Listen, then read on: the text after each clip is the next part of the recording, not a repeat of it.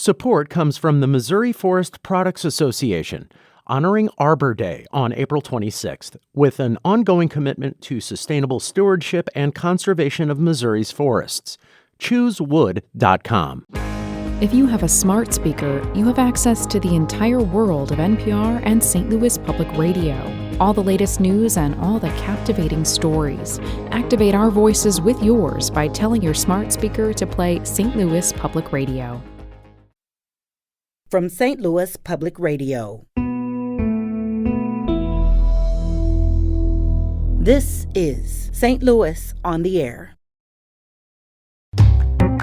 So we reached out to the city to ask why they're doing this. Quote, the city is requesting the court apply existing federal law and makes no request to expand qualified immunity. In mediation, the city... Walk us through your response to this. That's a lie. Okay.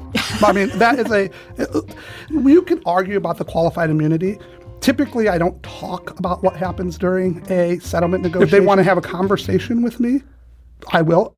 This idea that we walked from the table is a joke. This idea that there's higher amounts of money is a joke. The brains behind this litigation during this current administration is the same person who titled a chapter of his book, The Cloud Cuckoo Land of Radical Feminism. I'm Sarah Fenske.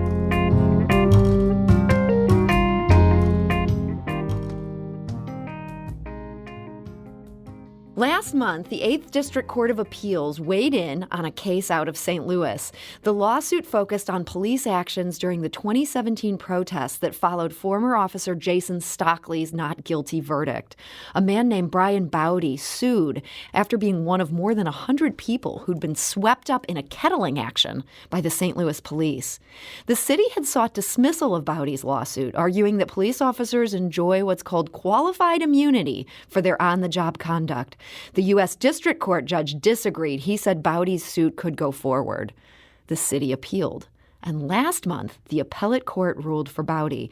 The justices said the facts as presented indicated that the lawsuit should not be dismissed. But last week, the city appealed a second time. They now want the appeals court to reconsider and to bring on its entire roster of judges, if need be. And joining us now to share more about what's happening is Javad Khazaeli. He is a partner at the law firm Khazaeli Wersch. Javad, welcome back. Thanks for having me again. So start us out here by helping us understand the roots of this lawsuit. Your client is Brian Bowdy. How did he get swept up by the St. Louis police? So Brian Bowdy at the time was a lieutenant colonel in the U.S. military, and he lives down on Washington Avenue. And the night of the kettle, and that's what we call when the police surrounded people, there was some property destruction downtown about 3 hours earlier.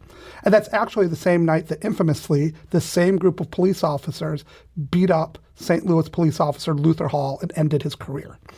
So after all of that was done, a lot of people, the U2 was supposed to have a concert downtown. There were a lot of people out for dinner. There were some protesters that were still milling about. But a lot of people like Mr. Bowdy and some of our other clients were walking around to just see what happened. And he gets out there, he sees the police, he actually approaches the police and says, is there anything I can do to help?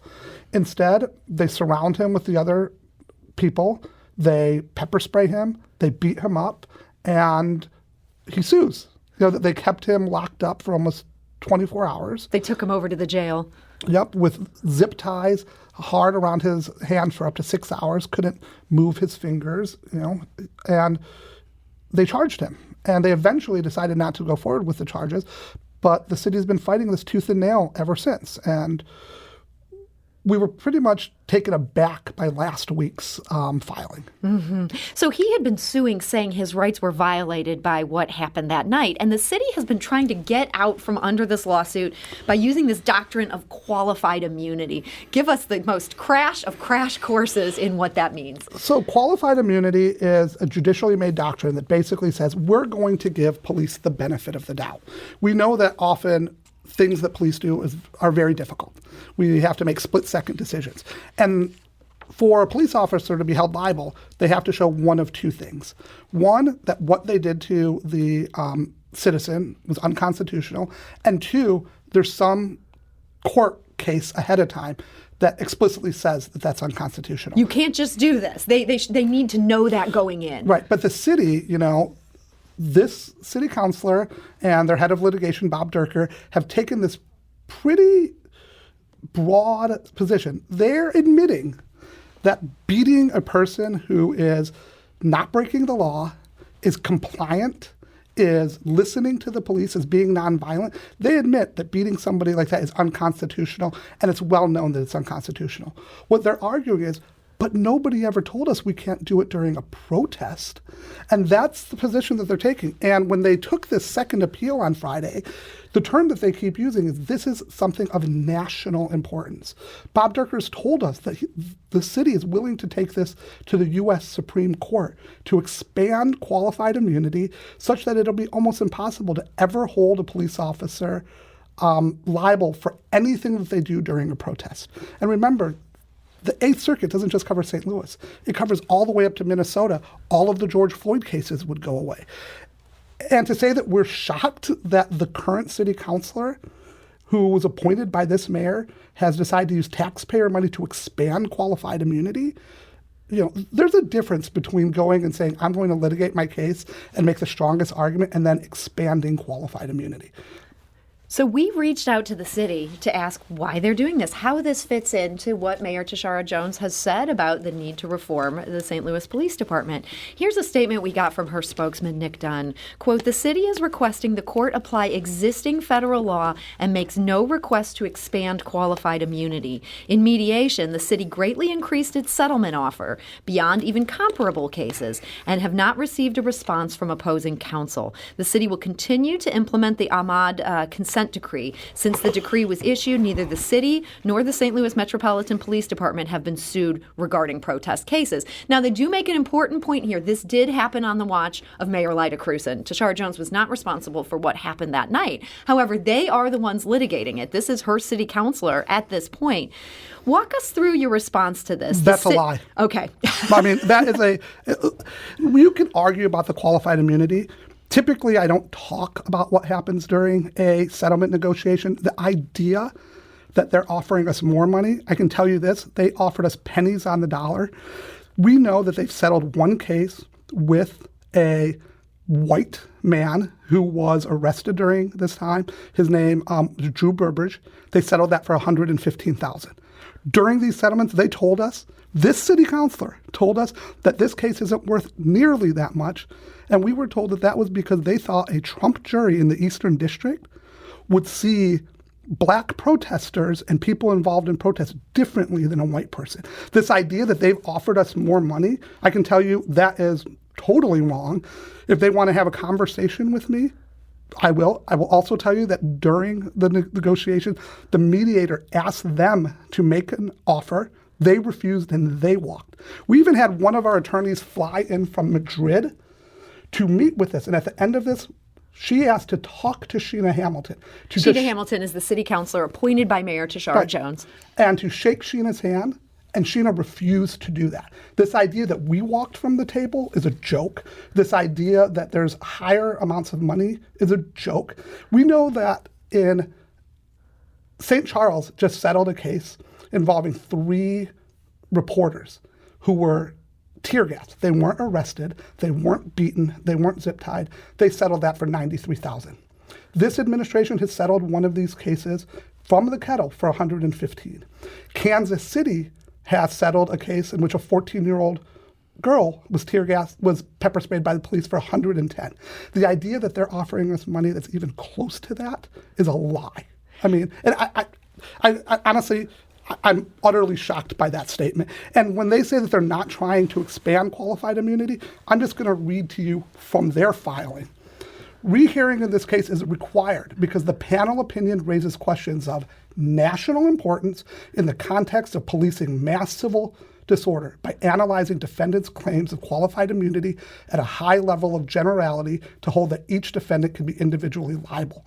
What they're arguing is the officers can't be liable because they're just doing what their bosses told them to do. They're also arguing the bosses can't be liable because it was the officers who beat up the people. This idea that they're applying consistent federal law, The person who wrote this was a judge appointed by Donald Trump. This was a 3-0 opinion. It was unanimous. The same issue has been in front of 10-ish judges in the Eastern District of Missouri. Every one of them has allowed this case to move forward. They are not trying to apply law. They're trying to make new law. And now they want to go back to the appellate court a second time. It's interesting to think about these tactics in terms of reporting that has happened at St. Louis Public Radio itself. Our own Bill Freivogel asked the mayor's chief of staff about how the city had played hardball on some previous cases involving police abuse. And her chief of staff, Jared Boyd, he said that Mayor Jones is taking steps to reconsider the city's legal position in cases like this. Boyd said there would be less consideration of the financial loss a case might mean for the city. Here's a quote. The new city councilor is going to be given a mandate to reconsider what winning looks like. It's not to say we shouldn't be cognizant of city resources, but that can't be the only thing. That's coming from Jared Boyd, the mayor's chief of staff. Do you think that's what's going on here in this case today? 9 days later, Sheena Hamilton became the city councilor. And I can tell you that anybody can go read the public filings. Anybody can go listen to the oral arguments and the arguments that this city councilor has been making. The city councilor has argued that beating somebody and pepper spraying them is a de minimis injury that shouldn't have any compensation. Jared Boyd is, one of the most honorable people I've ever met. I believe Jared when he says this. Mm-hmm. I am hopeful that this has been a miscommunication. The statement that came from the city's spokesman, Nick Dunn, which this is the first time I've ever heard it, if that's what the city councilor's office is telling them, they're not telling the mayor the truth. And somebody needs to do something about that. And I'm willing to talk to anybody, but this idea that that our team is going to take pennies on the dollar because some of our clients are black, not going to happen. So Jared Boyd, when he talked about how the city's going to reconsider what it's doing, he alluded to this idea that they do have to be cognizant of city resources. Doesn't the city have a duty to protect taxpayers like me, like you? We live here. They arrested a whole bunch of people that night. Doesn't the city, to some extent, have to fight these cases? First of all, realize that the city's obligation is to the citizens. Okay? The people who were beaten were the citizens. What the city is doing right now is wasting taxpayer money protecting police officers who violated the constitutional rights of citizens. This idea that there should be a discount. Look, we've never asked for the moon. We have seen what has been paid out in other cases.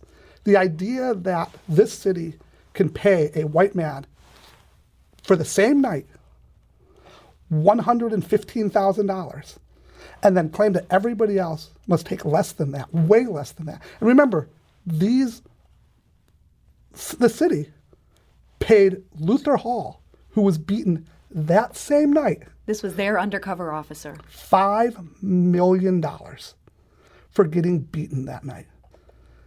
And there are currently out there saying that the lives of these protesters literally don't just matter less, they matter multiple times less.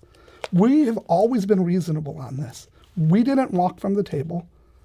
City Councilor Sheena Hamilton walked from the table, wouldn't shake our hands, left the room. I would ask Nick Dunn to go back to them and ask for specifics, because this idea, I want to see the quote again, that they state that we increase the settlement beyond even comparable cases. The comparable cases are $115,000, $93,000, $110,000. And you're saying you're not asking for more than that? Oh, I think that these are people who were beaten less than our people. But the idea that they were even within ballpark, instead of being in downtown, they were in Chesterfield with their numbers. So this is something the city wants to take this back to the appellate court. They're asking for an en banc. I'm always mangling my pronunciations. En banc. This would basically be every justice that is in the 8th District would all sit there and hear this case all over again after you already got a ruling from the 3-judge panel. What is at stake if the city gets its way and gets this suit thrown out? Well, remember, it's not just that. Bob Durker, the former judge, has stated that he's willing to take this case to the U.S. Supreme Court. This would make it so anybody can read the filing, would make it so that police officers would be excused for anything that they do during a protest. They're basically saying protests are different.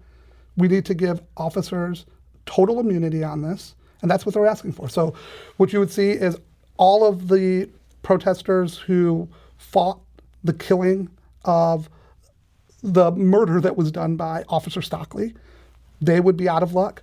All of the protesters who are suing the Minneapolis police and the Kenosha police, out of luck.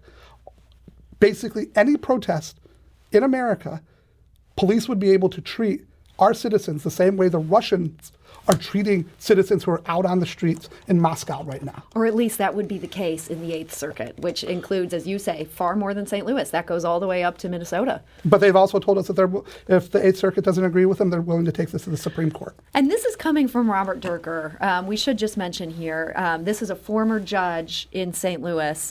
He has written a book, The Tyranny of Tolerance. A sitting judge breaks the code of silence to expose the liberal judicial assault. I know he gained some infamy for this book where he called women feminazis. You think this is part of his agenda that the city is now carrying out? All I know is that the person who talks to us and who is the brains behind this litigation during this current administration is the same person who titled a chapter of his book, The Cloud Cuckoo Land of Radical Feminism. If you're going to tell me that this is the person who has decided that this is the game plan, it makes total sense to me why we've been treated like this, why our clients have been treated like this, why the city councilor's office has been taking these tactics. Well, Javad Khazaeli, thank you so much for joining us today. Thank you. And Javad is a partner at the law firm Khazaeli Wersch. Today's episode was produced by Sarah Fensky, with audio engineering and podcast design by Aaron Dorr. Our executive producer is Alex Hoyer. St. Louis on the Air is a production of St. Louis Public Radio. Understanding starts here. If you learned something new from today's episode, consider leaving us a review and rating on Apple Podcasts on the App Store. It's the easiest way to help people discover our show. We appreciate it. Thank you. St. Louis Public Radio is a member-supported service of the University of Missouri, St. Louis.